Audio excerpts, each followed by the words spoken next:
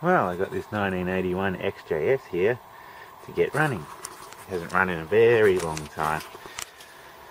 So it got dropped off and I found it had no spark. So I've been messing around with the ignition system a bit, as you can see. And I finally got it to actually throw a spark now. So I'm just going to connect it up and see what happens. But yeah, with the spark tester in there, I'm getting a nice spark. I've got the spark tester connected to the main coil lead. I'm just turning the ignition on and off. I've got a spark now. When you crank it, I've got a spark.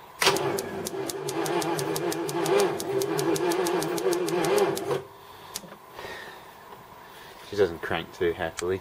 It's been sitting a long time and I think I've killed the battery a bit. So, yeah. Let's see what happens now it's got some spark. Oh well, I got spark. I put another battery in the boot. It's got oil, it's not too good, but I'll change that once this engine shows some sign of life. So, Alright, I've disconnected the cold start injectors, so when I was cranking it before it didn't flood the shit out of itself. I'll leave them disconnected for now, and we'll see what happens. Hi kitty, what you doing? You want to get in the car? Don't know if we've got injector pulse or not, haven't tested that yet. But one thing at a time. We got spark, let's see what happens.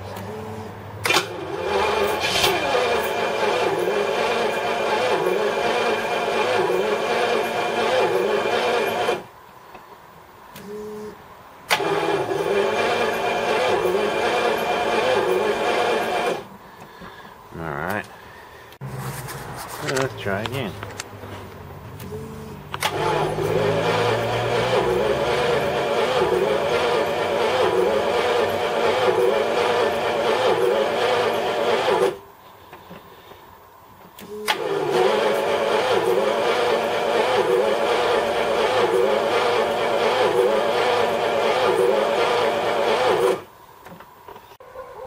Well, it's got spark now, but no injector pulse. Someone's put an aftermarket ignition module in there with its own little sensor and everything that goes in the distributor. But I found the trigger board for the injectors stuffed down the side of the distributor. So no wonder they're not pulsing. So I'll put it together and see if it actually works with the ignition system they've put in. A bit strange. The way that's supposed to work, you got the rotor button. And you've got a magnet at the back there, and as it rotates I've got the ignition on, fires the injectors. The fuel pump starts every time you do that.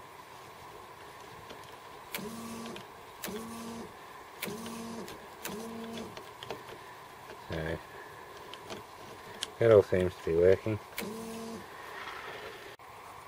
Oh, I got the distributor all together now. That's where that little board goes, and shimmed up away from this far enough. But there was no screws or shims or anything, so I had to just make it all up. But when I crank it I should be able to hear the injector pulse.